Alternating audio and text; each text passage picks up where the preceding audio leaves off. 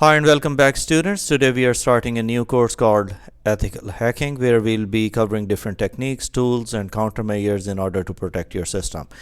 Now, just a disclaimer that this is an educational course. We are not teaching how to hack the systems, but we are teaching you how to protect your systems against any kind of hacking attempts. We'll cover a wide range of techniques and technologies that attackers use to compromise the systems. We'll also consider how security professionals can use the same techniques and technologies to make their systems harder to attack.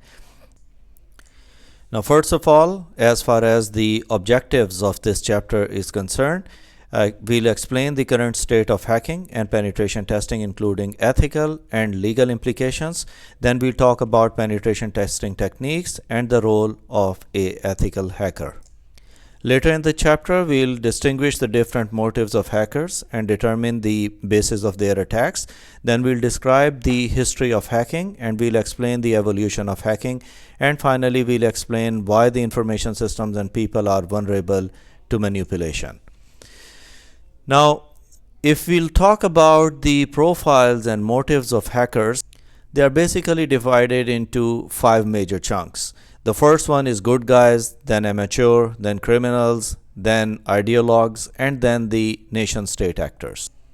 Now, if we talk about the good guys, these are the information security professionals who engage in hacking activities to uncover vulnerabilities in hopes of mitigating them and making systems more secure and resistant to attacks. Now, these are the persons who have hands-on knowledge on hacking itself. They are basically hackers, but now they are using their tool set in order to protect their own organization, or they are working with the organization to help others in order to secure their networks. Then we have amateurs. We call them script kiddies as well. Now, they are entry-level hackers who do not possess their own advanced skills, but rather use the only scripts and software written by more experienced hackers. Because amateurs rarely do more than run the other people's scripts, they are not considered as dangerous as the actual criminals or the hackers, but they are trying to experiment on different scripts of the experienced hackers. But the problem with script kiddies or amateur hackers is that whatever they are doing, they even don't know how to reverse it. So if they'll make a mistake, or they'll delete the data, or if they'll penetrate in the systems, they don't know how to protect themselves, they don't know how to hide their identity. So they are more vulnerable and they can be easily identified as compared to the criminals and rest of the things. Now, the next category is criminals, where the hackers who routinely use malicious software, techniques, and devices to carry out illegal activities, primarily for the purpose of financial gain. So they are not doing it just for fun. They are doing it to make money, to harm the systems, to disrupt the systems, to make sure that the services are not working, and their intention is always on the negative side. Then we have ideologues. Now, ideologues are the hackers who carry out their activities to achieve ideological and political goals. These type of the hackers are sometimes called hacktivists because they use their hacking skills to carry out activist activities. Now, they can be self-motivated, or maybe they are the ones who are funded to do certain things. The next ones then we have are the national state actors. An increasingly worrisome group of the cyber criminals are those who are directly trained and supported by national states. Now, national state actors are extremely sophisticated. They have large budgets. They are tasked to carry out the cyber warfare operations and rest of the things. Now, you see these people who are highly skilled. They have their own toolkits. They have their own way of doing things, and they work in groups. Most of the times they are funded by the governments, and they are heavily funded to carry out certain activities in order to espionage, and in order to disrupt the, for example, the voting mechanism which is taking place in another country, in order to change the results, and in order to play with the information system so that they can somehow compromise the systems and change the results according to their own mindset, or according to the instructions that they are given. So these were the 5 main categories of it. But if we are talking about good guys, don't even think that they'll always be the good guys. Since they have the background of hacking and rest of the things, it happens sometimes that they even act in ways which are not quite ethical if we are talking about in an enterprise environment. Now, since we know that these kind of people are out there who are already looking for vulnerabilities in your system, there should be certain techniques in order to protect your own systems. Now, in order to protect your system, we use variety of techniques such as VPN, virtual private network, cryptographic protocols, intrusion detection systems, intrusion protection systems, access control list, biometrics, smart card, and other devices, etc. Now, the administrative controls are also there, which we divide them into policies, procedures, and rules, plus physical measures to include devices such as cable locks or the devices locks, alarm systems, surveillance cameras, etc. Now, since we all know that implementation of all those different technologies in order to protect your own system is quite expensive, but it is not as expensive as recovering back from the issues once your system is compromised, because in that scenario you'll have to check all your nodes and make sure to find out the traces of entry if any hacker successfully penetrated in your organization. Now here we'll have to consider another thing, that there could be two kind of threats to an organization. One is internal threat, the other one is external threat. Now the external attackers may attempt to hide their attack by initiating them from faraway countries that may have very different laws than those in the victim's country. Meanwhile, the internal attackers can use their inside knowledge to focus on their attacks. We pay less attention to the insiders as compared to the outsiders, but that should be taken care of when you are taking care of your infrastructure, because sometimes the employees who are working within the organization are equally dangerous because they are totally aware of the systems, the protocols, operating systems, your firewalls, your antivirus systems, and all those things. So they have the basic knowledge of all those things, and then they target the systems in order to take control of different things that you have on your network. Now, when we are talking about the controls, so if we'll discuss different topics over here, as I just talked about, that software and hardware devices such as firewalls, proxies, intrusion detection systems, intrusion prevention systems, biometrics, etc. are used in order to protect your system. Administrative policies are the policies and procedures which helps us and tells us that the staff is allowed to do certain things and they are not allowed to do certain things. What would be the password policy, how frequently they must be changing it, what should be the complexity of it. They must not leave their computers powered on. If they are leaving their desk, make sure that there are no confidential documents on the table. So all those different kind of things are considered as the administrative policies. Now the physical things or the physical security are the door locks, the surveillance cameras that we have, security guards, lighting, fences and gates, and etc. These things protect the systems on the physical side of the infrastructure. Now the mindset of the hacker could be divided or could be understood by victimless crime, Robin Hood ideal, now national pride and patriotism, educational value of hacking, and curiosity. Since we are talking about the mindset of a hacker, we'll have to distinguish between two things, which are vulnerability and exploit. A vulnerability is anything which is considered as weakness in a system. For example, a latest operating system has been released by a company, and after a few days or in a week or in a month, there are certain vulnerabilities identified in that. Now, these are the weaknesses of that system for which there is no patch released by the operating system company so far.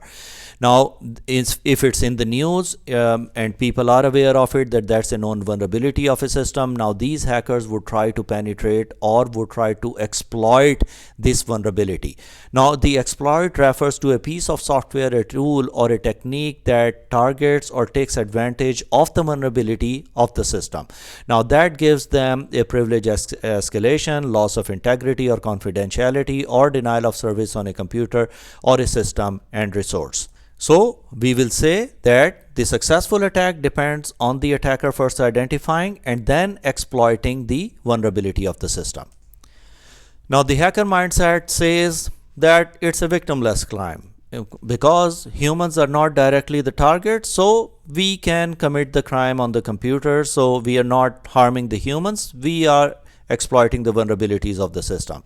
That justification does not work because nowadays systems means money, systems means business, system means that you are conducting some operations on those computers, which could be e-commerce, it could be your financial systems, it could be the insurance systems, it could be the medical systems. But to attack these systems under any circumstances is not permissible. The other mindset is a Robin Hood ideal. Now, Robin Hood ideal, as you know, is stealing software and other media from rich companies and delivering it to the poor customers via methods such as BitTorrent or Bitcoins, or by bypassing the organization intellectual property protections. They think that it's okay, but certainly it's not an okay thing. But that's a mindset of a hacker. Of course, the companies who have spent a lot of money in working and coming up with that software, no one has the right to just take the advantage of cracking the software or penetrating in the systems and then releasing the software on the gray platforms. Now, next is national pride and patriotism. Similar to anti-establishment Robin Hood mentality, patriotic hackers may seek to upset the balance or national or international power, hacking to disrupt the due process of anything of another country just because they don't have a good terms with another country. Now, these set of hackers would try to harm the systems of the other country, and then they feel a pride in that, a sense of patriotism that we have harmed the systems of the other country. So it gives them a sense of satisfaction within themselves. Then there is educational value of hacking. Essentially, it's okay to commit a crime as long as one is doing it to learn. Now, this statement works in certain countries but doesn't work in certain companies or countries. Now, there are rules and regulations for each country. In some countries, it's allowed if you are doing some passive reconnaissance and you're just collecting the information. In certain part of the countries, it's not allowed, and it is considered a type of or considered as an attempt to hack the other system. The other mindset is curiosity.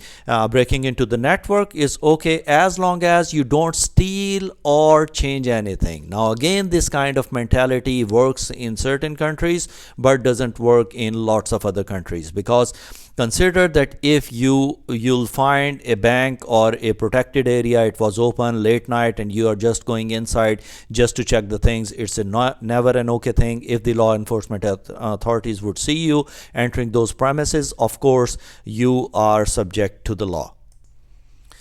Now, after this one, we'll try to understand the motivation of hackers. And when we talk about motivation of hackers, we have three broad categories called means, motive, and opportunities. Now, means are does the attacker possess the ability to commit the crime? That could be a question that he is or she is claiming to be a hacker, but does he or she have the ability to commit that crime?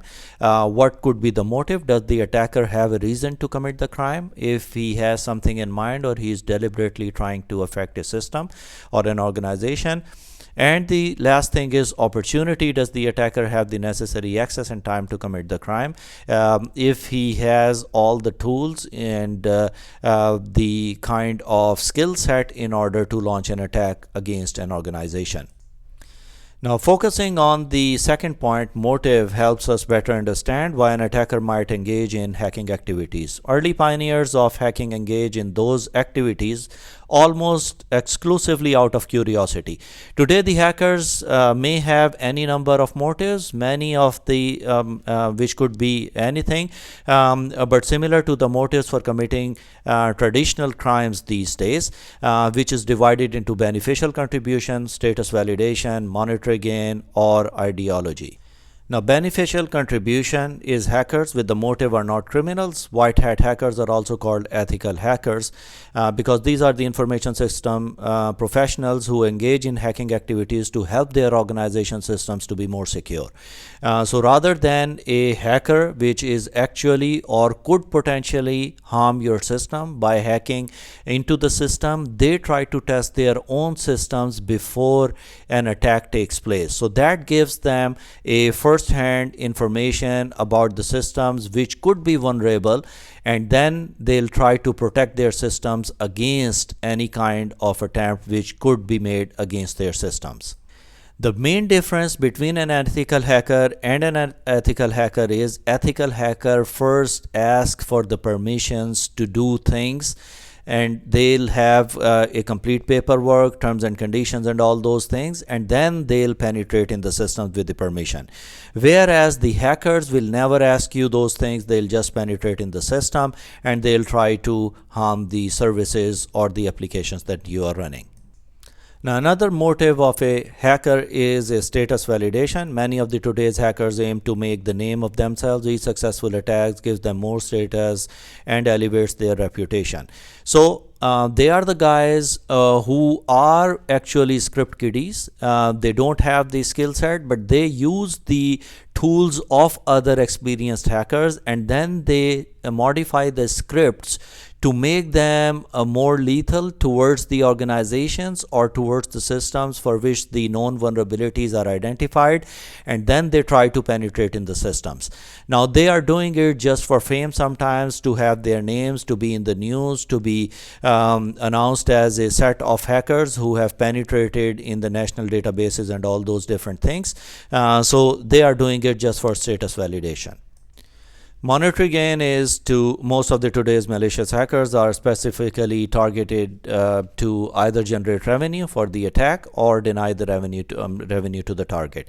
Now, how they are doing it, you might have heard of ransomware as well, where they'll penetrate in the system and then they'll install their own rootkits which would encrypt the complete hard drive, and then a message would appear that we'll decrypt the system unless and until you'll pay us this much amount through these channels, Bitcoin or anything, etc.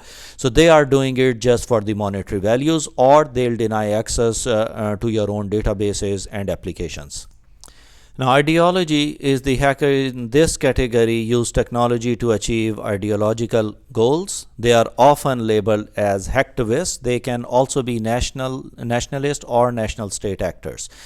Now, these kind of attackers, they promote a particular agenda. Actors who operate in this area often have the most advanced skills and great financial backing by countries or institutions.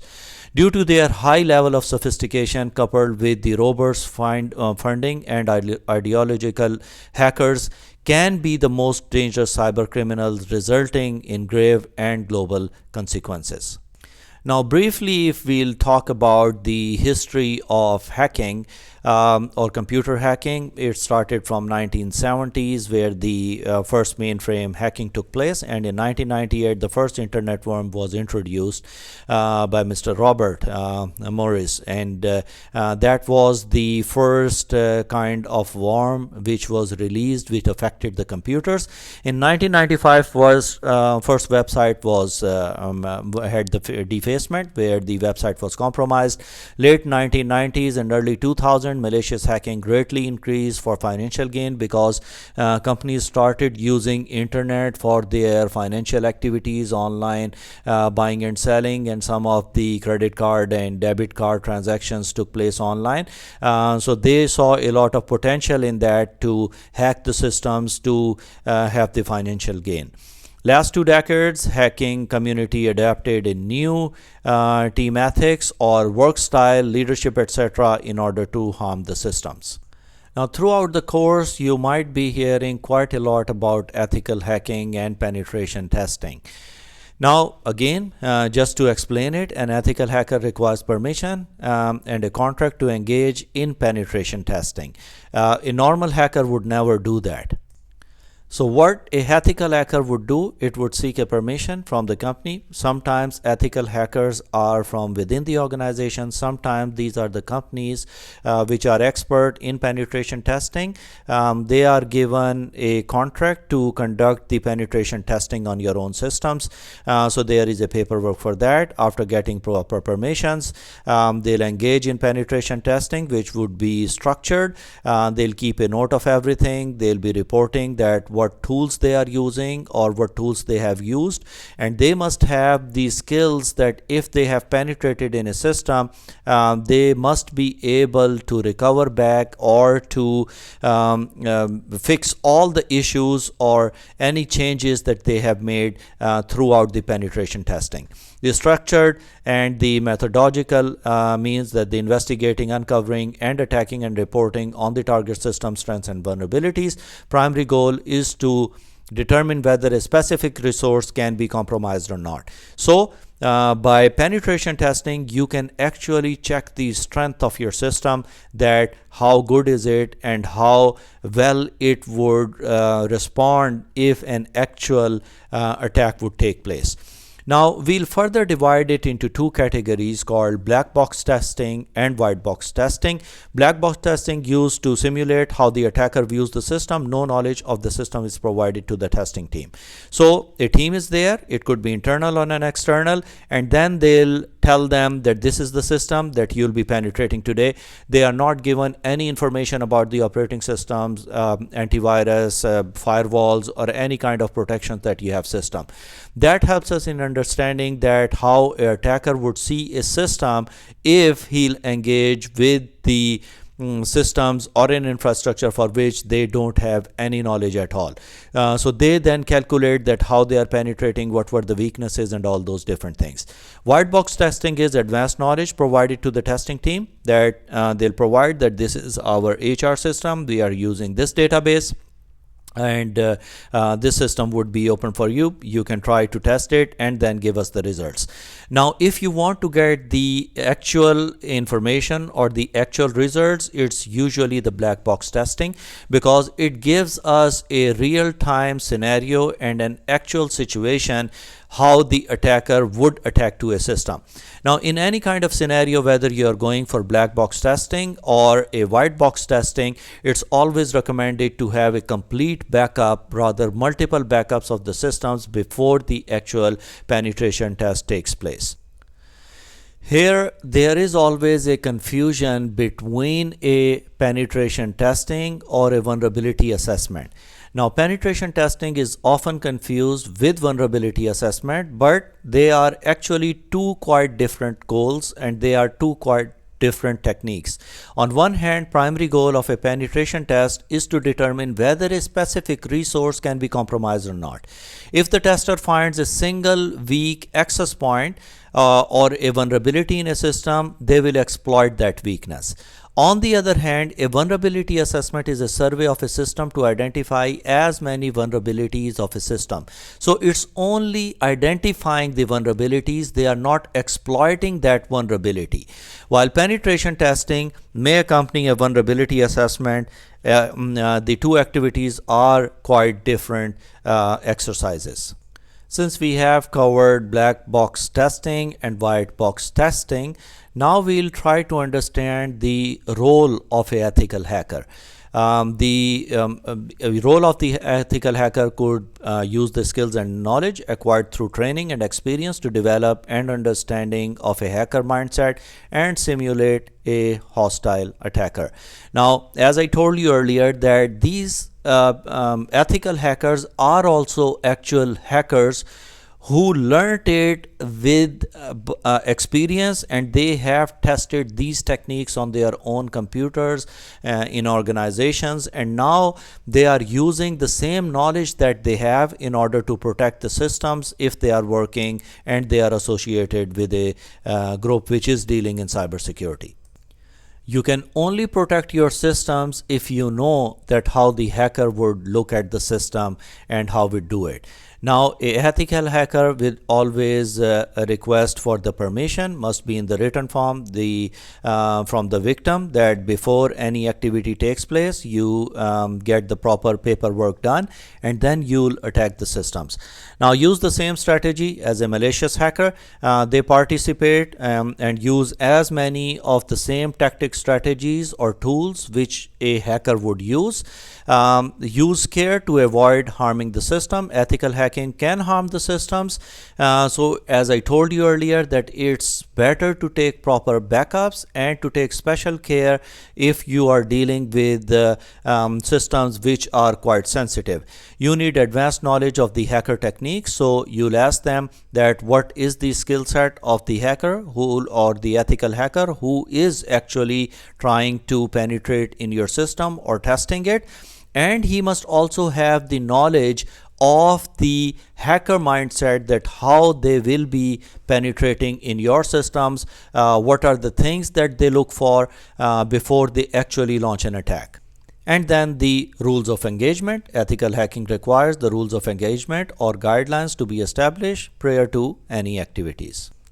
Now, once the penetration tester or a ethical hacker would penetrate in a system, he'll write a complete report with all the results. He'll prioritize the items which are critical, which can be ignored, and all those things. And this report is presented to the organization who have requested for penetration testing. Now, it's entirely up to the organization to accept the report, to follow on certain things or not to follow the certain things. It's entirely their own decision. Sometimes they think that if we'll make the changes, it might affect the overall productivity of the users. So there should be a balance between the information security and the usability of the system. You'll have to find a balance in between the usability and the security, so that the people are not feeling that it's so secure that it is affecting the overall productivity of the employees. Now, if we'll talk about the ethical hacking, a thing which you'll come across quite often in cybersecurity is CIA Triad, which is confidentiality, integrity, and availability. Confidentiality ensures that only authorized subjects can access the protected data. So there will be a username and password, and there will be an authorization level that these are the users who can only read the data, these are the users who can read and write, and these are the users who have full access. So according to the privilege, only those users will be able to access that data. Integrity, ensuring that only authorized subjects can modify the protected data. So the integrity comes in that if the data which is posted on a certain thing remains the same over the longer period of time and it does not change, that's the integrity of the data. Now, if we'll take an example of students in an educational institution, a student who graduated in 2010, his grades and transcripts should remain the same even after 10 or 20 years. The data should not change. That's the integrity of the data. Availability is ensuring that the information and the resources that manage information is available on demand to the authorized subjects. So whenever you need to access certain information from the databases and systems, they must be available to you so that you can make informed decisions. Now, the common hacking methodologies are divided into reconnaissance, scanning, infiltration, and escalation, exfiltration, and then we have access extensions, assault, and obfuscation. Now, we'll be going one by one and we'll try to understand all of these different stages of the common hacking methodology. The first one is reconnaissance. An attacker passively requires information about the intended victim and the intended victim systems. Now, the purpose of reconnaissance is to identify one or more potential entry points into the target environment. Now, there is no active interaction which takes place between the attacker and the victim. They are only collecting the information so that they can plan accordingly to launch an attack. Now, it is again in most of the parts of the world, it is considered legal. Even if you're collecting some information related to a website or anything through a passive reconnaissance, it is considered legal. There are no legal complications on that. If you want to know how do we do passive reconnaissance, we have already uploaded a lab on our channel. You can follow that small exercise in order to practice the passive reconnaissance. The next stage is scanning. Now, an attacker takes the information obtained during the reconnaissance, which is a passive reconnaissance phase, and used to actively acquire more detailed information about a victim. Now, this is one step ahead of reconnaissance. For example, an attacker might conduct a ping sweep of all the victim IP addresses, etc., which are associated, what are the computers, what are the operating systems, what are the open ports, and all those things. Now, most activities at this point focus on identify the weakness of the target system. Result could be in this phase, it could include the user groups, applications, configuration, settings, some known vulnerabilities, and some information related to that. Now we have infiltration and escalation. An attacker uses information gathering during the scanning phase to attempt to exploit identified vulnerabilities. Now, most activities in this phase have the goal of gaining access to resource and then escalating the access privilege to allow the attacker to move freely around in the system and the environment. Once the sufficient elevated privilege is obtained, the attacker can carry out the most damaging phase of the attack, which is exfiltration. Now, exfiltration is the attacker gains elevated or unrestricted access to an environment where they can access protected data, resources, and information. Such access can be used to quietly extract the data, modify the data, delete the data, read the sensitive files, or obtain configuration information. The action taken during this phase depends on the attacker goals or what he's actually trying to gain from this penetration. Now we have access extension after that. Attacker installs additional exploits, rootkits, and other tools so that they can continue to access the system sometime in the future.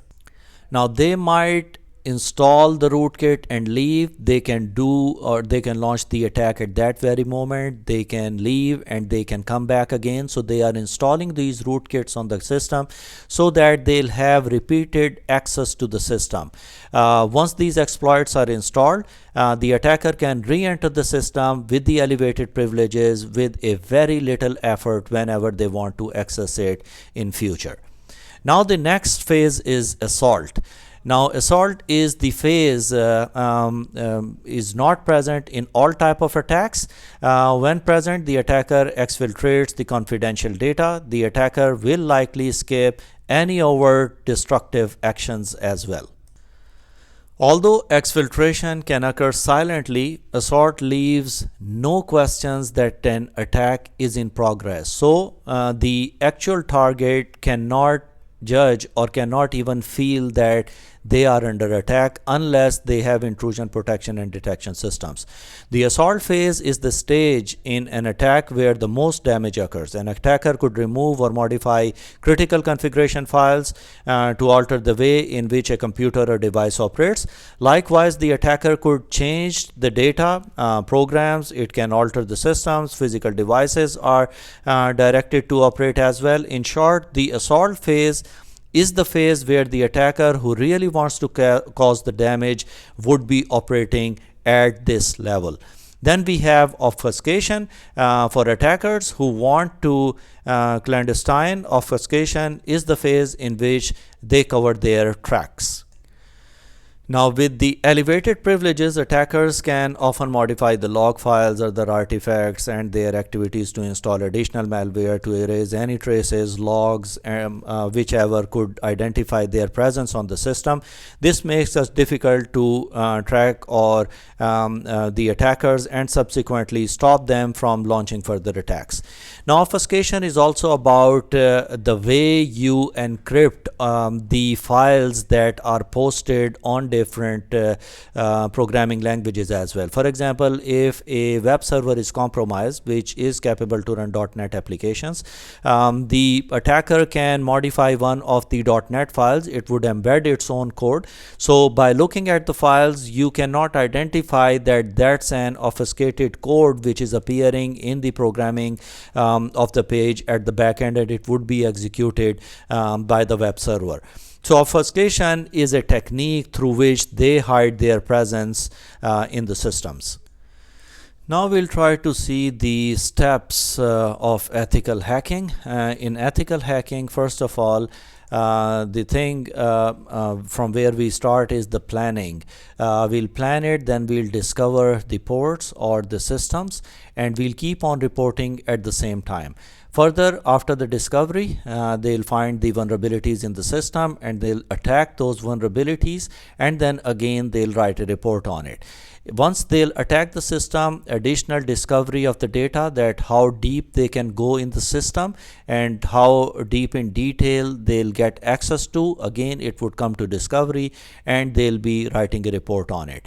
Now, whenever we are conducting a penetration test, we must know who is the system owner, has the proper written permission granted to carry out these penetration tests, what's the main reason of this penetration test, is it really necessary, what's the function and the mission of this one, what are the limits, what is the data and the services that will be included in this test, who is the data owner, and what are the results or the conclusions of these kind of penetration tests. Further, what will be done with the results, what's the budget behind that, what are the expected costs, what resources can be available, which action should be taken, when will be the test performed, whether the insiders will be informed before conducting the test, when the test will be performed, during the office hours or after the office hours, which conditions should be there to determine the test success, and what are the emergency contacts if anything goes wrong, to whom shall you contact. Now, the test can be performed in a technical way, administrative attack, or it could be a physical attack. A technical attack is designed to simulate an attack against technology from either the inside or outside the organization, depending on the goals and the intentions of the client. Then we have the administrative attack, which is designed to find the loopholes and the shortcomings in how the task or operational processes are performed. And then the physical attack includes anything that targets physical equipment and facilities with actions such as the theft, breaking, and entering the systems, as we talked about it earlier. And it can also include the actions against the people, such as social engineering and related attacks. As you can see in the next figure, which is ethical hacking attacks, like we have pre-assessment, we have assessment, and then we have post-assessment. An organization and the ethical hacker can have discussed each of the tests, determine its suitability, and evaluated its potential advantages, side effects that can finalize the planning and contracts, and can perform the testing. So we'll do an assessment before the test, then we'll do the assessment actual, and then the assessment would be there once the attack is complete. The testing sheet should generally include the members with different but complementary skills for the business and the technical domains. So with that, that's the end of this chapter. And in summary, we can say we learned about the motives of attackers or hackers, the history of hacking, ethical hacking and penetration testing, and then some common hacking methodologies, laws and ethical standards, and penetration tester and ethical hackers, etc. If you have any questions, kindly post them in the comment section below. Kindly subscribe to the channel, and we'll be posting more information about ethical hacking soon. That's it for today. Thank you very much.